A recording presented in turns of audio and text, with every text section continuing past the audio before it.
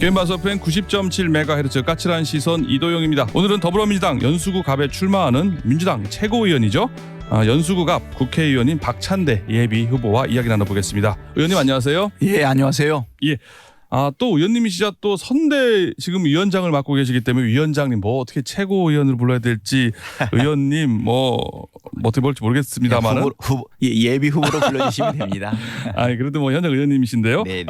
의원님 일단 청취자 여러분 그리고 연수구 갑 유권자 여러분들께 인사 말씀 부탁드리겠습니다. 예, 안녕하세요. 연수갑 출신의 민주당 최고위원인 박찬대입니다. 지금은 연수갑의 예비 후보로 좀 등록되어 있고요. 총선이 한 3주 정도 남아 있습니다. 이번 총선은 윤석열 정권에 대한 심판으로 이루어져야 된다라고 하는 게 그런 입장으로 좀 출마를 하게 되었고요. 지금 지난 윤석열 정부 2년 동안 뭐 민생도 어렵고 뭐 경제도 어렵고 외교, 안보, 평화 모든 부분이 사실 상당히 흐린 상황입니다. 그래서 윤석열 정부에 대한 중간평가인데요. 지난 2년 동안에 뭐 정치, 경제, 외교, 사회 모든 부분이 있어서 만족스러웠다 그러면 국민의힘을 선택해야 되겠지만 그렇지 못하다면 반드시 윤석열 정권에 대한 심판의 의미로 민주당을 지지해 주실 것을 부탁드립니다. 인사 말씀을 부탁드렸는데 출마 결심 배경까지 아울러서 다 얘기를 해주셨는데요. 의원님 그 정치 입문 계기하고요. 조금 더 자세한 그 결심 출마를 하게 된 얘기 좀 더 해주실까요? 예, 저는 그 인천 용현동에서 나고 자란 인천의 토박이입니다. 군대 생활을 제외하고는 뭐 대부분의 시간을 인천에서 보냈다 이렇게 말씀드릴 수 있고요. 의정 활동을 하기 전에는 금감원과 3.1회계법인에서 회계사로서의 커리어를 만들어 가다가 다시 인천에서 자리 잡고 지역사회 활동과 함께 정치를 시작하게 되었습니다. 갑자기 열심히 일하던 회계사가 정치를 하게 된 계기는 2009년입니다. 노무현 대통령 서거가 계기가 되어서 그때 노제를 참석하게 되었는데 노제에서 그 말이 계속 제 마음을 떠나지 않더라고요. 민주주의 최후의 보루는 깨어있는 시민의 조직된 힘이다.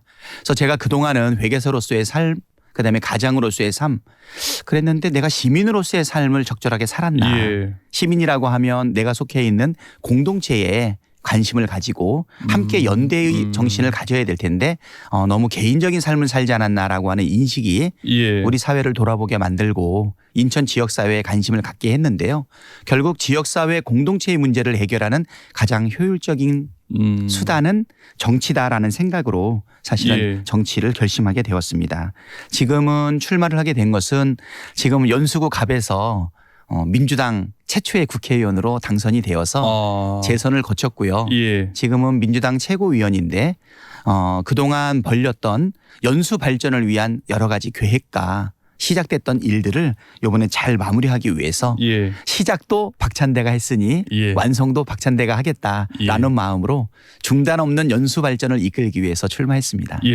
의원님 회계사 출신 국회의원이라고 하셨잖아요. 지금 계양 갑 유동수 의원도 회계사 출신 국회의원이고요. 회계사 출신 국회의원들이 많습니까? 어떻습니까? 참 특이한데요.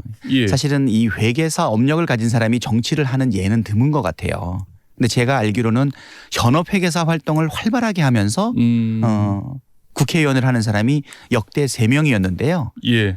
그중에 지금 2명 내가 나온 거예요? 그 3명이 다 인천분입니다. 처음에 이제 현역 회계사로서 열심히 활동하다가 국회의원이 된 사람이 전에 한강원 의원이라는 선배가 있었고요. 그다음에 유동수 의원하고 저가 또 인천인데 저희가 또 하는 것을 보니까 그런 것 같아요. 자기 주변에 있는 분들이 정치에 참여하는 모습을 보게 되면서 계기가 되지 않았나 하는 생각도 좀 듭니다. 아무래도 이게 전국적으로 많은 건 아니군요. 인천에만 이렇게 좀 집중된 현상이 있다고 봐야 되는 겁니까? 좀 그거는 뭐 어떻게 설명하기는 좀 어려운데 한강원 전 의원, 유동수, 박찬대 의원이 모두 인천 출신으로서 현역 국회의원을 하고 있다는 것은 좀 그런 상황이고요. 회계사가 정치하는 게 좀 생소한 이유는 뭐냐면 정치도 합리적으로 그다음에 인지상정에 맞게 예. 상식과 공정에 따라서 당연히 해야 될 영역이지만 예. 조금 무모한 도전과 불확실성이 많은 영역이거든요. 근데 회계사는 누가 보더라도 인풋과 아웃풋을 잘 따져서 그렇겠죠. 합리적인 예. 그다음에 영역인데 좀 예. 무모한 도전이 요구되고 불확실성이 높은 정치 영역에 뛰어드는 회계사들이 많지는 않으세요. 특이한 경우네요. 근데 그 회계사다 보니까 뭐 예산, 결산 이런 거 볼 때는요 아주 능력을 10분 발휘할 수 있겠습니다. 사실 그런 부분에서는 상당한 강점이 있어요. 그래서 제가 회계사 회의 후배들이라든가 동료들한테 무슨 얘기를 하냐면 회계사가 가지고 있는 어떤 재정을 바라보고 예산을 바라보고 회계 경제를 바라보는 그 전문성이 예. 분명히 국가 공동체의 경영이나 정치에 큰 도움이 되는데 되도록이면 많은 분들이 도전했으면 좋겠다. 그런 권유를 하고 있습니다. 알겠습니다. 또 하나가 지금 예비 후보로 활동하고 있는데요. 또 최고위원 아니겠습니까? 네. 또 권역 선대위원장인데요. 네, 네. 지금 할 일이 많으실 것 같아요. 요즘 활동 어떻게 또 준비하고 있는지 다 이번 총선 어떻게 좀 준비 상황 얘기 좀 해주시겠습니까? 그동안은 최고위원으로서 뭐 공개 회의라든가 예. 그다음에 공천과 관련된 최종 의사결정 여러 가지 당무 문제 때문에 상당히 바빴는데요. 지금은 이제 지역 선거에 좀 집중하고 있습니다. 먼저 연수갑의 후보로서 지금 주민들을 좀 많이 만나고 있고요. 예. 또 한편으로는 인천 지역의 공동 선대위원장으로서 인천 14개 선거구의 전체의 승리를 위해 가지고 지금 일을 집중하고 있습니다. 예. 이제 상대 후보와의 경쟁 세 번째 리턴 매치라고 뭐 언론에서 연일 나오고 있는데요. 첫 번째 20대 총선에서는 214표 차로 예, 맞습니다. 거의 신승을 네. 했는데 네. 그다음에 또 21대 총선에서는 또 거의 10,000여 표 차로 그냥 압승으로 재선에 성공하지 않았었습니까? 또다시 세 번째로 정승현 예비 후보와 세 번째 격돌을 하게 되는데요.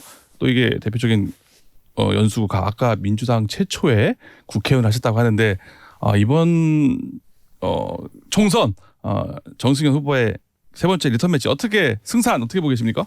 예, 뭐 정승현 후보도 참 좋은 후보죠. 예. 제가 20대 때 214표 차이로 아주 정말 아슬아슬하게 이겼고 예. 제가 아마 우리 당에서 꼴찌로 당선이 됐을 거예요. 아, 그래요? 그래서 제가 문을 닫고 국회로 들어왔는데 그것 때문에 민주당이 123석 국민의힘이 122석 한석 차이로 일당을 만드는 예. 어떤 분기점이 됐던 아유. 경험이 있습니다. 예.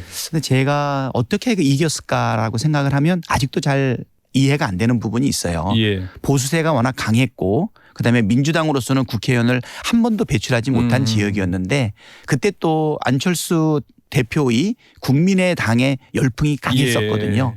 19.1% 많은 많이 호남 높겠네요. 사람들의 지지를 받고 있었음에도 불구하고 이겼던 결과는 아마 변화를 바라는 연수구 주민들의 그 열망 때문에 제가 하늘의 도움으로 당선되지 않았나 이 생각이 들고요. 예. 그다음에 지난 21대 때는 그때는 코로나라고 하는 국난 속에서 아마 문재인 정부에 힘을 실어줬던 시민들의 선택으로 되지 않았나 싶습니다.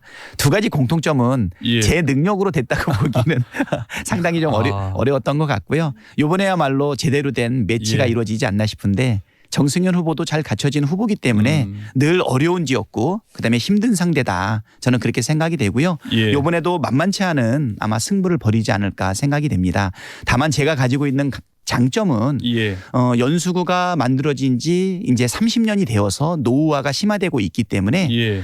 주거 환경의 정비라든가 광역교통망 부분이라든가 중단 없는 연수 발전이 이루어져야 될 텐데 시작했던 제가 그동안에 가졌던 경험을 기초로 예를 들면 원내 대변인 그다음에 수석 원내 부대표 예. 그다음에 최고위원 그리고 이번에 3선이 되고 나면 예. 상임위원장이 되거나 아니면 또 원내대표에 도전할 수 있는 예. 기회가 주어지기 때문에 당이 가지고 있는 역량을 모아서 우리 지역구와 인천 발전에 조금 더 유능하게 경험 있게 할 수 있지 않을까 생각이 되어서요.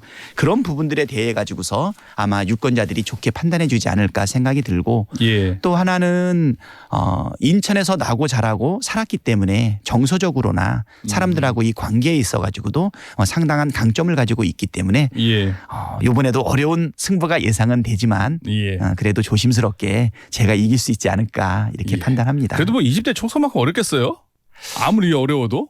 그때 정말 생각해 보면 하늘이 도왔죠. 그렇죠. 겸손하게 의정활동 해야 된다 생각이 되고요. 예. 그리고 정치는 이제 정치인이 하는 것 같지만 시민들이 하는 시대라고 보입니다. 예. 우리가 아무리 역량과 확신을 갖고 있다 하더라도 시민들이 판단했을 때 예. 이번 총선을 뭘로 규정할 것인가, 정부 여당을 도와서 정부를 밀어줄 것인가, 예. 아니면 2년 동안의 정부의 실정을 보고 정권을 심판하기 예. 위해서 여당을 밀어줄 건가, 견제를 할 건가의 판단 부분인데요. 예. 거기에 약간의 개인기와 능력이 들어가지 않을까 생각이 되는데, 지금 많은 국민들이 현장에서 느끼기는 지금 윤석열 정부 너무 무능하다, 예. 그리고 너무 편향되어 있다, 그리고 성과를 내지 못한다, 이런 마음을 가지고 있기 때문에 그래도 부족하지만 한 번 더 기회를 줘서 제가 시작한 연수발전 예. 중단 없이 완성까지 이끌어 나가지 않겠나 생각합니다. 알겠습니다. 또 하나가 그 의원님, 지금 연수갑이요, 선거구가 경계 조정이 됐지 않습니까? 네네. 옥년 1동하고 동춘 1, 2동이 지금 편입이 됐단 말이에요. 이게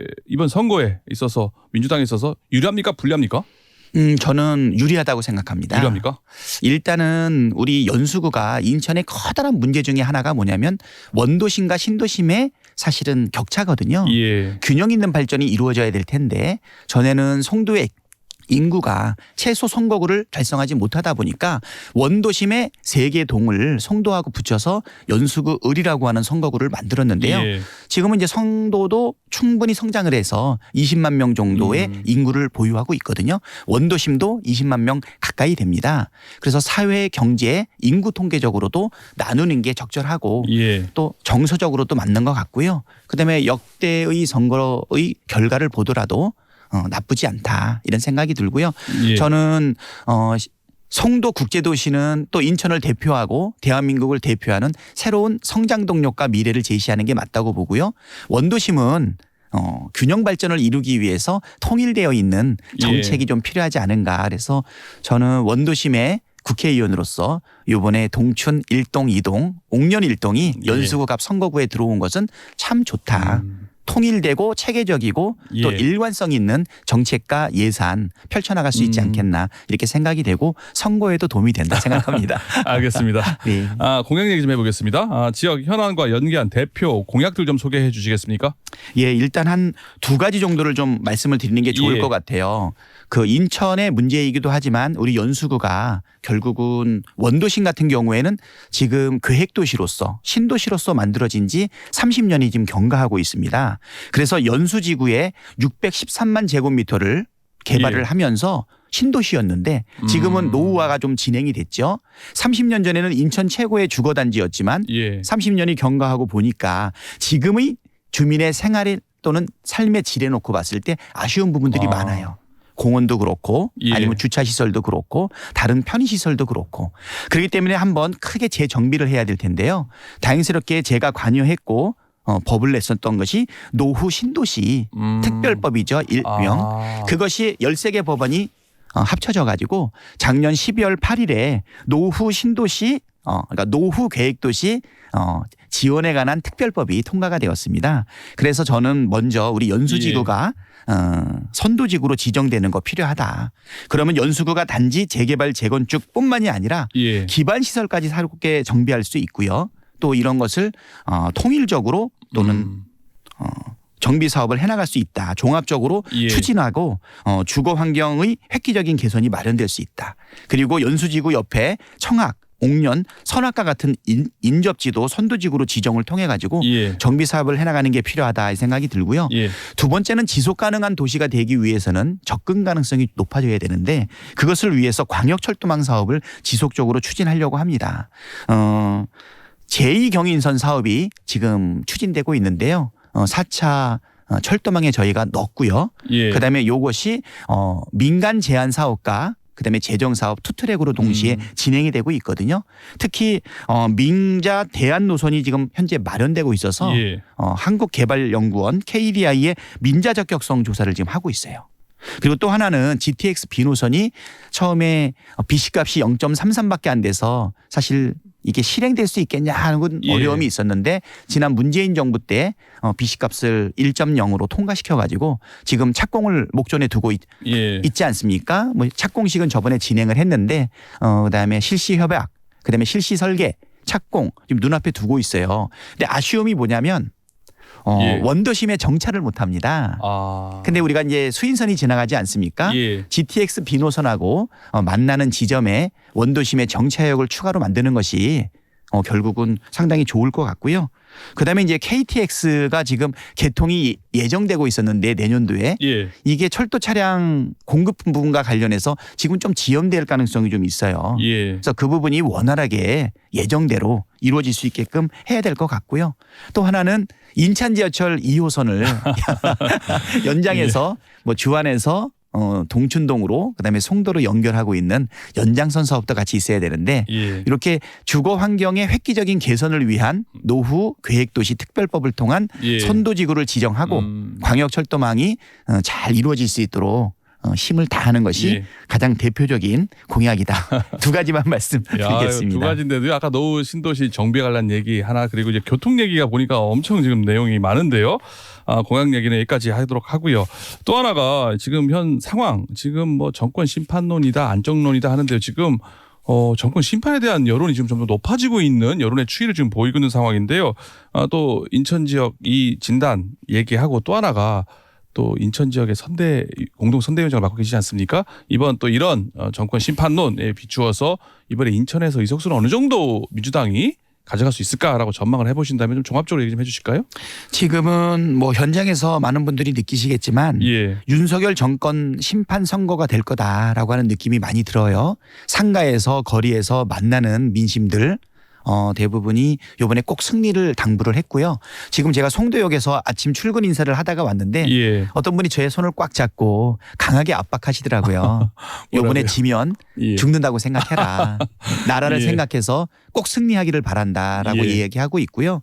최근에 여러 여론조사의 결과를 보게 되면 예. 인천에서 크게 승리할 것으로 지금 저희가 조심스럽게 예측을 하고 있습니다. 예. 14개 선거구가 있는데요. 지금 전승을 목표로 지금 열심히 뛰고 있습니다. 예. 네. 최대 전승을 목표로 해서 지금 민주당이 지금 열심히 기치를 내걸고 뛰고 있다는 얘기고요. 또 하나가 모처럼 또 이렇게 최고위원이시면서 또 이재명 대표의 또 최측근으로 잘 알려져 있지 않습니까? 근데 지금 최근에 논란이 된 모처럼 나오셨으니까 당내 공천 과정에서 무슨 사천이다, 뭐 비명 행사다, 뭐 이런 얘기 많이 하잖아요. 그에 대해서 조금 옆에서 지켜본 최고위원으로서 의견을 조금 내신다면 어떻습니까? 사실 공천 때 공천과 관련된 잡음이라든가 예. 또는 다른 목소리 또 섭섭함 또 공천에서 탈락한 분들의 그 아쉬움 이런 것들은 뭐 늘상 발생할 수 있는 부분인데요.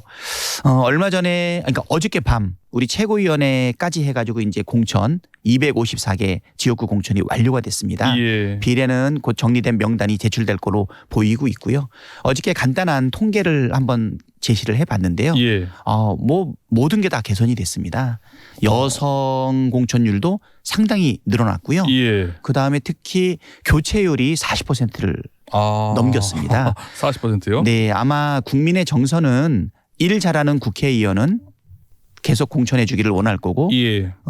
기대에 못 미치는 국회의원에 대해서는 아마 교체를 요구하고 있을 텐데 이번에 우리 어저께 제가 얼핏 봤던 통계로 볼 때는 예. 현역 교체율이 40%를 넘은 것, 40% 되는 것으로 확인을 했는데 아마 자세한 통계는 아마 보여주지 않을까 생각이 되고요. 예. 뭐 비명 행사라고 얘기를 했는데 사실 친명 인사들 중에서도 탈락하고 컷오프되고 경선에서 졌던 사례들도 상당히 많이 있습니다. 예. 현역 의원들이 경선을 통해서 이번에 많이 탈락한 경우는 좀 상당히 생소한 경우다. 예. 실질적으로 4년 동안의 의정활동 그다음에 많은 보좌진들 그리고 예산에 의한 지원까지 있지 않습니까? 정치자금법까지도 있고 그런데도 불구하고 이번에 경선으로 진 사람과 예. 경선으로 이긴 사람 숫자가 비슷하게 나왔어요. 그래서 제가 볼 때는 예. 국민의 기대에 맞는 공천이었는지 여부는 조금 더 살펴봐야 되겠지만 예. 이번에 공천과 관련해서 새로운 흐름 그리고 이 공천에 국민들 당원들의 의사가 최대한 많이 반영됐다. 그것만큼은 분명한 경선 혁명에 해당이 된다 이렇게 생각이 됩니다. 예, 알겠습니다. 의원님 지금 한 1분 정도 좀 시간이 남았는데요. 마지막으로 지역구 주민들 유권자 여러분께 마지막 말씀 전하고 싶은 말씀 듣고 마무리하겠습니다. 예, 사랑하는 우리 지역구 주민 여러분 안녕하세요. 여러분들의 선택과 사랑으로 지난 8년 동안 연수구 갑에서 국회의원의 책무를 해 나가고 있었습니다. 또 수석 원내 부대표와 최고위원이 될 때까지 제가 성장했던 것은 우리 지역 주민들의 기대와 아마 지원이 뒷받침이 되었다고 생각이 됩니다. 지금 윤석열 정부 취임 2년 동안 나라의 경제가 큰 위기이고 국민의 삶도 큰 위기입니다. 지금 경제와 민생이 어려운 이 상황에서 남아있는 3년 동안 적절하게 견제하고 적절하게 정책의 방향을 바꾸지 않는다면 돌이킬 수 없는 나라의 위기가 올 수 있다라고 생각이 됩니다. 이번에야말로 투표로서 경제 무능 정권을 심판해서 국정기조를 바꿔야 할 것이라고 생각이 됩니다. 이번 총선 확실하게 투표로 심판해 주기를 당부드리고요. 저도 초심 잃지 않고 변화를 바라고 중단 없는 연수 발전을 원하는 우리 주민들을 위해서 정말 최선의 노력을 다하고 의정활동을 하도록 하겠습니다. 추운 날씨에 감기 조심하시고 늘 건강하시고 힘찬 하루 보내시기 바랍니다. 네, 의원님 이른 아침 출연해 주셔서 고맙습니다. 네, 감사합니다. 지금까지 40 총선 릴레이 인터뷰 더불어민주당 연수구 갑 박찬대 예비 후보 만나봤습니다.